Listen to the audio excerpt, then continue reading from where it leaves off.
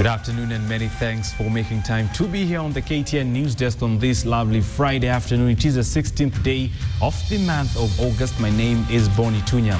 And coming up on the KTN Newsdesk, I'll be telling you how senators allied to the Jubilee coalition have rejected calls for a referendum. Also, what could be threatening the next farming season. Stay tuned.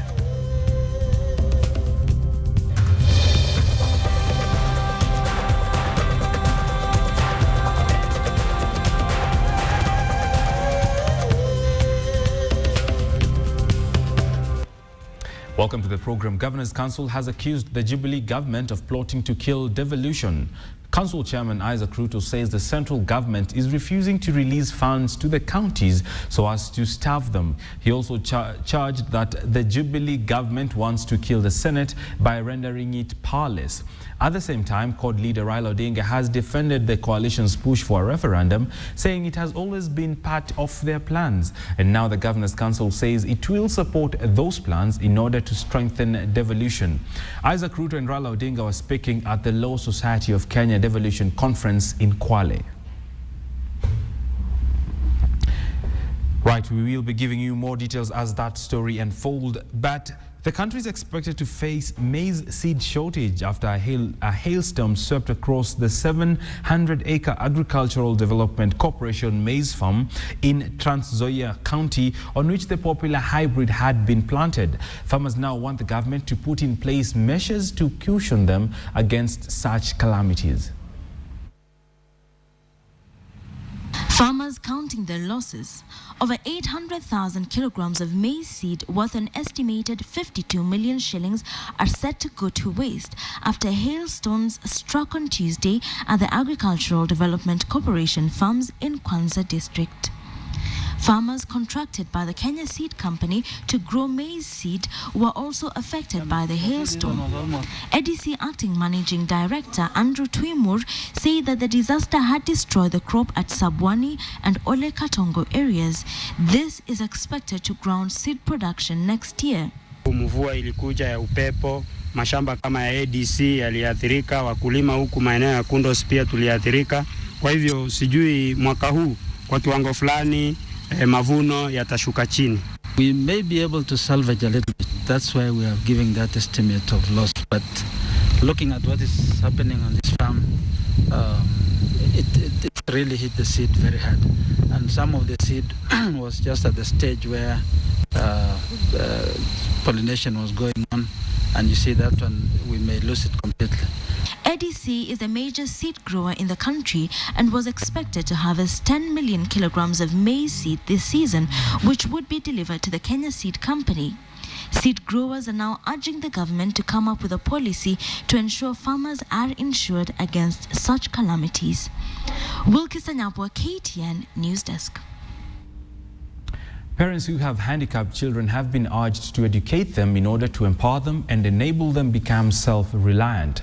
Christina Kenyatta Pratt, the sister to President Uhuru Kenyatta and the chairperson of the National Fund for the Disabled, says these children become vulnerable since they suffer from stigmatization. Christina Kenyatta also warned parents against abusing such children and neglecting them. Parents stand out in large numbers at the Muranga School for the Hearing Impaired, where the children performed poetry, song and dance for the distinguished guests. Two classrooms that would cost 2.5 million shillings were commissioned by Chairperson of the Board of Trustee of National Fund for the Disabled Kenya, Christina Kenyatta Pratt. Mrs. Christina Kenyatta asked parents to dispel any notion of witchcraft or curses and instead accept their children and show them love and support. Accept these children for who they are, and we are there to also assist and help them in any way that we can. That is our appeal. Parents with children with special needs usually hide their children from society to avoid stigma, while some neglect their children. However, Mrs. Kenyatta cautioned parents against abusing such vulnerable children and urged them to take them to school. This particular group of vulnerable children and even adults, that we must respect their rights, we must respect the well-being of all these children, and we must stop any form of abuse. Murang'a County Commissioner appealed to the government to set aside a bursary fund for the children with special needs in a bid to encourage the community to educate the handicapped. Najma Ismail, KTN. Our county road trip starts in Kisii, where one person has been arrested for possession of bang with an estimated street value of 1.4 million shillings in Keroka, that is in Kisii County. Police officers also impounded a vehicle that was transporting a total of 7,716 rolls of bang. Administration police officers in Keroka confiscated the bang and impounded the vehicle transporting the whole. While the suspect was put into administration, Police Commander Gerald Kiriaka said his team was working on a tip-off from a community policing group.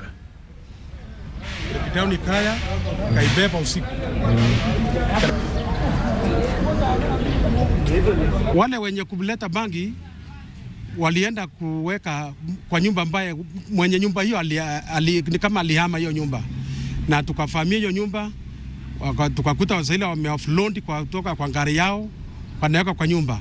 Wawili waliweza kutoroka, lakini tukakamata moja, of which kwa hii magunia ilikuwa ni magunia matatu.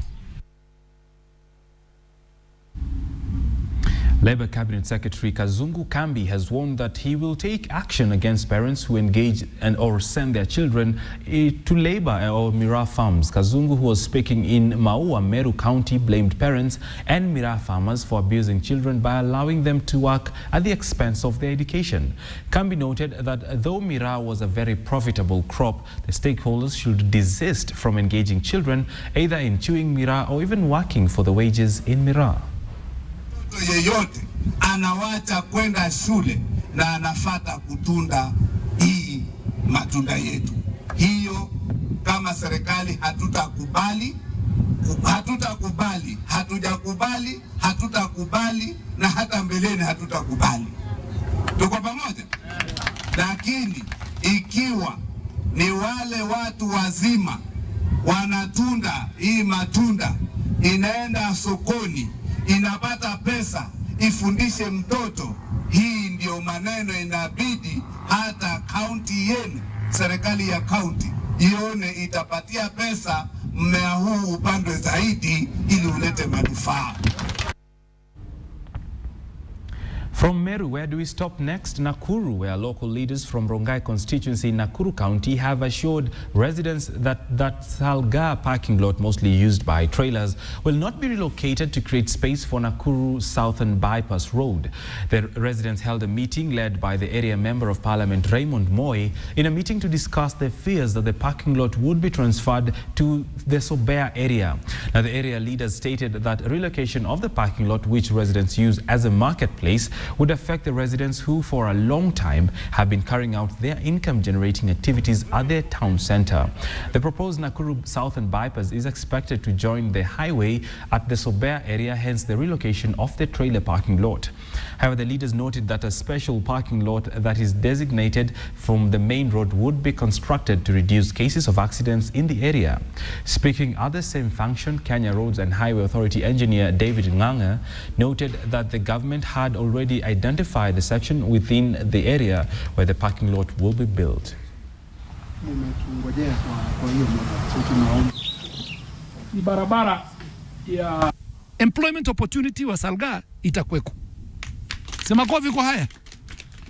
And unajua tunasikia maneno ya parking lot carries a lot of things. Si iko na visa ina sasa kuitoa Salga tena kupeleka Sobea, na huko tuko na Kiroban boys, huko tuko na Kiroban girls. Kwa nini sitaharibu? Wacha ikae hapa, wameelewa hiyo maneno. And they have understood how to control it.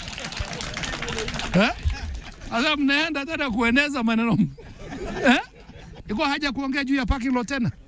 Mumesikia kwamba vile MP wa Rongai anasema it will not go from Salga. Itakuwa Salga, mtapata parking lot Salga. Shamba inashikana na barabara, iko na kiwango kubwa. Hata sio tu lazima tuchukue kama hiyo eka 50. Tukipata shamba eka hata 20, sisi tutachukua hiyo. The Kenya National Commission on Human Rights, together with other human rights defenders, have come out to condemn a series of killings that have happened in the past month. The coalition are now accusing security agents for not providing adequate security to citizens, with the recent killings occurring in Kisumu and Nakuru. The commission also took issue with the Moyale killing, where one Hassan Guyo, a human rights activist, was killed in Moyale constituency a week ago. The law is very clear that police officers have been given a very major responsibility by the Constitution and the laws of Kenya to carry a gun. And once they've been given that responsibility, it is upon them to exercise that responsibility very, very carefully. We are gravely concerned by the arbitrary killing of Mr. Hassan Guyo and the excessive use of force by the security agents in the region. Guyo's execution is not an isolated incident. The killing comes at a time when threats to human rights defenders in both urban slums and in rural areas have escalated in recent months. Various individuals and human rights organizations who have received such threats are concerned that the government is either condoning this or is unwilling to hold those responsible accountable. The human rights defenders at every corner of the country not to succumb to these acts of threats, intimidation, vilification, and violence, but to remain steadfast in their internationally and constitutionally recognized right to defend and champion human rights. Next, we'll tour Isiolo County, where police have destroyed over 5,000 liters of chang'aa and impounded rolls of bang and a pair of police uniform in a crackdown. A woman allegedly involved in brewing chang'aa and two men allegedly found with bang were arrested in the crackdown, while other suspects escaped. Isiolo North Sub-County AP Commander Frederick Achola said that illicit brew was being prepared with maize seeds coated with pesticides.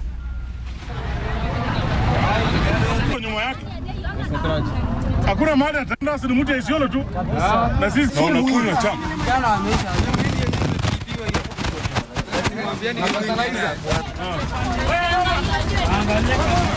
Lakini we will make sure hii stage imekuwa clean na imekuwa resort city vile inahitajika. The city cannot be the way it is now. We cannot agree. Tuwezi kubali. Now, that's a tough talking police commander. But next is Nyeri, where tragic events in Nyeri. 2 children aged 3 and 7 died in a fire accident that razed down semi-permanent houses in Kiawara slums in the Nyeri County. The fire that started at about 6:30 p.m. destroyed 11 houses. Residents complained that the fire brigade did not arrive to assist them and they had to put out the fire by themselves. The Nyeri Deputy County Commissioner John Marete said the cause of the fire is yet to be established. The fire agents did not arrive at Kiawara to extinguish the fire, as they had been committed elsewhere, that is in Miaguyuni in Tetu, where there was another fire breakout.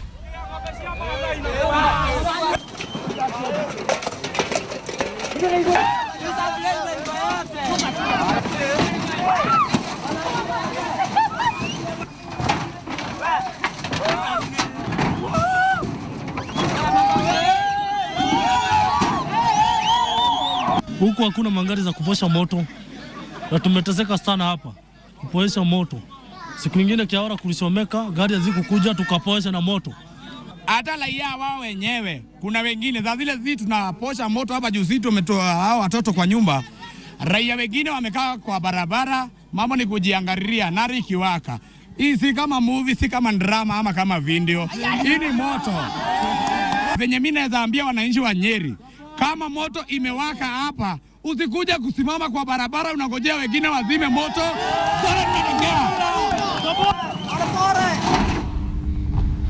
And now to something that will make you instantly hungry this lunch hour.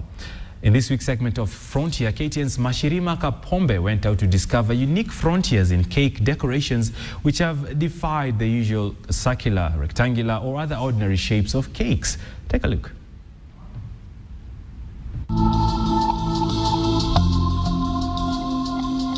This is bound to make you salivate, at least for those with a sweet tooth. This, however, may not only make you salivate, it may make you just sit and stare, wondering if it's really cake.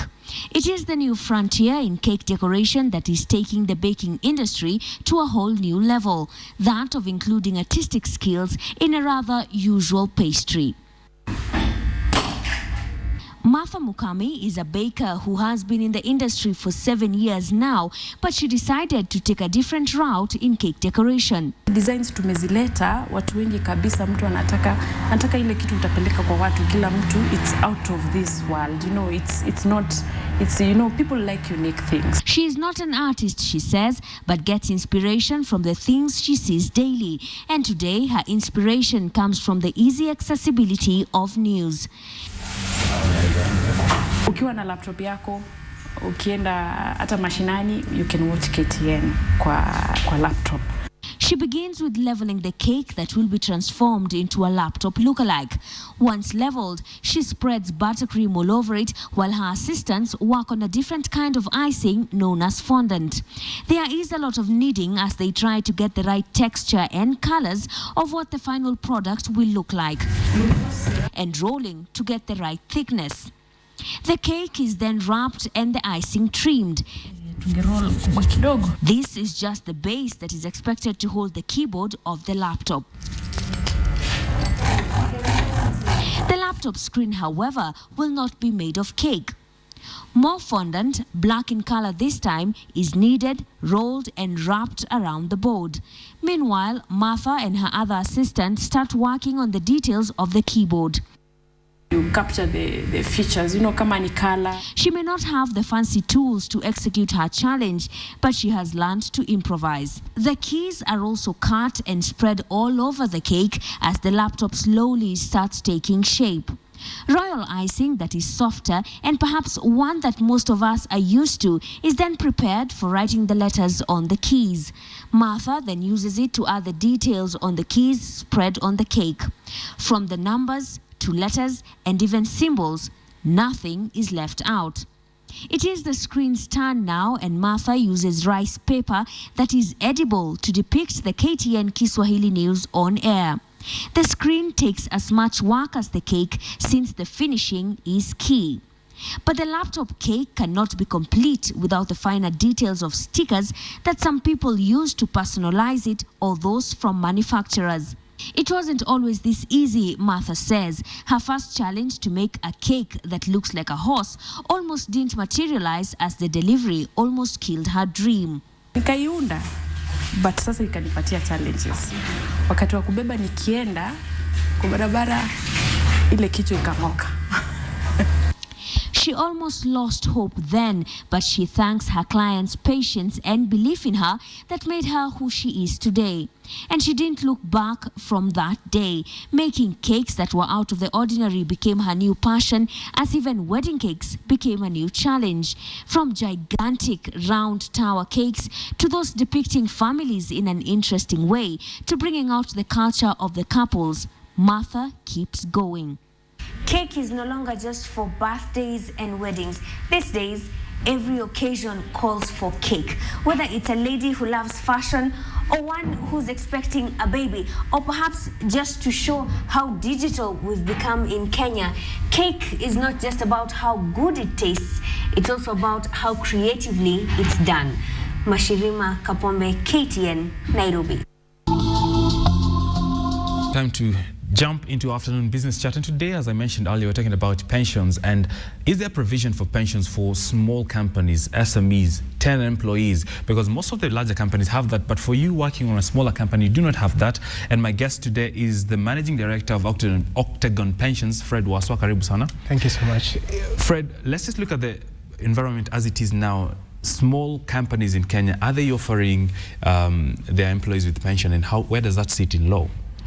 Ideally, at the moment, the small medium enterprises, the first pillar of retirement benefit, which is the National Social Security Fund, right, everybody needs to contribute to that, which they are doing at the moment. However, that 200 shillings for employer and 200 for employer is not sufficient enough to provide a pension for that employee. Most corporate companies, which are the large organizations, the corporations, have their own pension schemes to augment that NSSF benefit. But the small medium enterprises, because of the number of employees they have, 10, 20, 30, they are not able to start their own occupational schemes. What we have done is that we have set up a scheme called Octagon Personal Pension Scheme, which ideally then these small and medium enterprises can join, employees join, and then as individuals, but we handle them as corporates. Why is it easier for employees to join other than their employers to set up their own structure isolated? Retirement benefits. Yes, there are disadvantages of setting up an occupational scheme for small organizations. Because one thing is that the RBA requires that you must have a minimum of 4 trustees for a scheme to be a scheme. Now, if you have 10 employees, then you have only 4 trustees and you have 6 members. So it doesn't make much sense. 2 is that the compliance management there's a lot of compliance management that needs to be required for a retirement benefit scheme, which companies will not want to get involved because they are small, they are nimble, and therefore what they want is to be able to provide their service in the area they are providing service. So which means they won't be able to employ people to manage pension schemes. That's why we believe that it's important for them to join a group scheme, which has more or less you're outsourcing this service. Absolutely. Absolutely. Yeah. Outsourcing this service to professionals and well-managed schemes, and also, of course, compliant with the regulations. So you don't have to mind about how it's compliant, who is managing what. That is handled by the scheme itself, and that's the kind of scheme we have for small medium enterprises. Yes. Looking still at that particular environment, let's talk about SMEs a little bit. And yes, employers may not have the capacity to do this. Yes. There are employees who may not get a chance to meet you or other people offering this service. What are the other options, as it were, for such people in regards to having a secure retirement? Yeah, the individuals, those are what may self-employed people who may not have for savings. We are running an activation. We've done in Nyeri last week, where we went around the whole of Nyeri trying to get hold of small medium enterprises and individuals to be able to save for retirement. And it's a wonderful product and a wonderful experience about it. And that's what we're doing for small and medium enterprises. You're right. I'm just about to jump into the story about Egypt where people have died. But final question, why do you think Kenyans don't have quite a saving culture, as it were? I think one is the lack of financial literacy, which we need in this country. And we've been telling the counties that they need to put more money in financial literacy. People need to understand that what you're earning today, part of it must be what you'll earn later. And that's what we're telling even counties. That it's very important to save for retirement. Retirement is coming. We either retire or we will die before we retire. So it has to be done. It has to be done. All right, Fred was the managing director of Octagon Pensions. And if you're out there, you can get them. They're doing their road trips and road shows regarding pension for small companies and SMEs.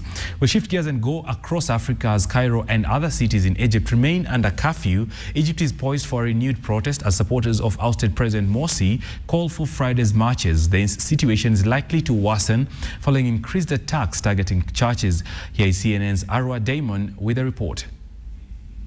Amid the scorched walls of the Virgin Mary Church in a small village outside of Cairo, 67-year-old Shenouda Al-Sayeh steadily, silently sweeps, seemingly oblivious to the others around him. I'm sad, he says. My religion tells me to come clean. I clean the church. The church is my home. The Islamist pro-Morsi mob attacked at night, looting and then torching the building. What makes it all the more painful is that the perpetrators are from around here. They know some of them. At least 30 other churches across the country were attacked in less than 24 hours. Egypt's minority Christian community once again finding itself in the crosshairs of a battle over which they have no control. The violence started after Morsi's ouster. On June 30th, Father Bukhtar Saad tells us, they started organizing marches and demonstrations, chanting outside the church, chanting down with the church. He says he will continue to preach about the need for peace and tolerance, but it is going to take time to heal Egypt's many wounds. While we've been filming inside, some of the people kept on closing the door. They're worried that those who carried out this attack would see us here, they're concerned about our safety and all of this as well. And even while this cleanup operation is underway, there are still great fears that similar attacks are going to become more frequent in the future. As we depart, gunfire on the overpass. We're signaled to go back. Someone tells us it was a demonstration, an ominous sign, perhaps, of what's to come. Arwa Damon, CNN, Kafr Hakim, Egypt. From CNN in Cairo to Moscow, where President Uhuru Kenyatta is in Russia visiting the Kenyan team taking part in the World Athletics Championships. Reporter Victor Ogale witnessed the meeting between the country's chief executive and the athletes, and here is his report. Well, thank you very much, studio. And as you have said, I'm indeed in Moscow, Russia. I'm actually, to be precise, I'm at Hotel Lotto here in Moscow, where President Uhuru Muigai Kenyatta, in a few minutes from now, is going to address Team Kenya and members of the delegation of the Kenyan team who have been here. And really, the team is performing well. You already have 8 medals, 2 of them being gold medals. The last medal that we got was yesterday evening, courtesy of Ezekiel Kemboi and the Conseslus Kipruto in the 3,000 men's steeplechase race. And some of the highlight races that we expect, we have the 5,000 meters race men. We have Edwin Soy, we have Isaiah Kiplagat, popularly known as chairman, and we also have Thomas Longo Siwa. And he's expected to be a hard battle, considering we also have Mo Farah from Great Britain, who also happens to train in Kenya, in E10 to be precise. And we also have Bernard Lagat, Kenyan-born but American athlete. And for now, we just are going to hear what some of the athletes had to say prior to this live link from here in Moscow. I think for sure I can say now I'm the king of the jungle. Being one of those guys, it's great honor to me and also for my country, Kenya. Yeah, it takes someone's time to achieve all those goals, so I think I've done that to my best. I think I did that just immediately after election because I know those guys were going to make it, and I printed my T-shirt just to show solidarity of the president and the deputy president, and I did exactly yesterday. I had to show the all that I really appreciate the work of the president and the deputy, and also to show them respect I have to them. For sure, when it started, when the president was giving the flag, for the first time to see the president asking for a jacket, that's the pride of the country, to come down where the athletes belong. So, and for him coming here, we knew that our athletes knew that the president is coming, and that's why everybody was trying to do the best to bring glory to the country. That's how we wind up things here on KTN News. Just remember, all the stories can be read on our official website, that is www.standardmedia.co.ke. Now, before I give you the Did You Know fact of the day, did you know that you burn more calories sleeping than watching TV? My name is Bonny Tunya. Good afternoon.